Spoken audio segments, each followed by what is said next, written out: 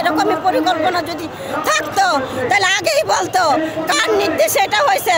আমি বারবার বলতেছি ৬৪ জেলার মানুষের কাছে বিচার চাই এবং বাংলাদেশের জনগণের মানুষের কাছে বিচার চাই। ওয়াকারুজ্জামানের পদত্যাগ চাই। আমার নেতা, আমাদের প্রিয় নেতার গায়ে যারা হামলা করছে তার সুষ্ঠু বিচার না হওয়া পর্যন্ত বাংলাদেশের কোনো মানুষ যাতে ঘরে বসে না থাকে, সব ভাইয়েরা যাতে একজোট হয়ে এই বিচার চাই এবং এই বিচারের প্রতি মুখোমুখি হয়ে সবাই যাতে স্বৈরাচার হয়ে দাঁড়ায়। আজকে আমি যদি মারা যেতাম আমার মার বুক খালি হইতো। কাল আমার নেতা যদি এখনো মৃত্যুর শয্যায় ভর্তি আছে, জানি না আমার নেতা বাঁচে কিনা। আমার নেতার গায়ে যারা হামলা দিছে সেই হামলার প্রতিরুক্ত বিচার চাই, তীব্র নিন্দা জানাই।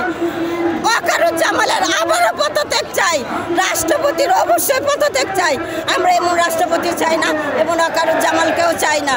যে দেশে মানুষ স্বাধীন নাই, যে দেশের মানুষের নিরাপত্তা নাই, আমরা সেই দেশের ওয়াকারুজ্জামানরা চাই না, রাষ্ট্রপতিরাও চাই না। আজকে আমার মতন আরও নারী নেত্রী আছে, তাদের প্রতি এরকম অবিচার হইতে পারে। সেই ক্ষেত্রে বলতে চাই, প্রিয় ভাইয়েরা এবং প্রিয় বোনেরা, আপনারা সবাই জুড়ে হয়ে দাঁড়ান। এই ওয়াকারুজ্জামানের এবং রাষ্ট্রপতির বিচারের আওতায় তাদেরকে আনতেই হবে এবং তাদেরকে আসতেই হবে। ভাই, আমার পায়ে প্রচণ্ড ব্যথা, আমি বেশি কিছু আপনাদের কাছে বলতে পারবো না। থ্যাংক ইউ ভাই। ওই দিনকার ঘটনা পাওয়া ভাঙছে মানে এই আঙ্গুলটা পুরা নইরে গেছে গা। ওই দিন তো আপনি সাক্ষাৎ সামনে ছিলেন এবং বারবার আপনি আমার কাছ থেকে আসতেছেন, আমি কিছু বলতে পারি নাই।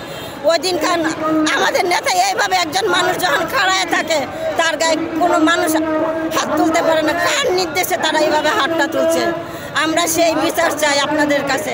এবং আমাদের মিডিয়ার ভাইয়েরাও কিন্তু আহত হয়েছে, সেই মিডিয়ার ভাইদেরও কোনো বিচার হয় নাই।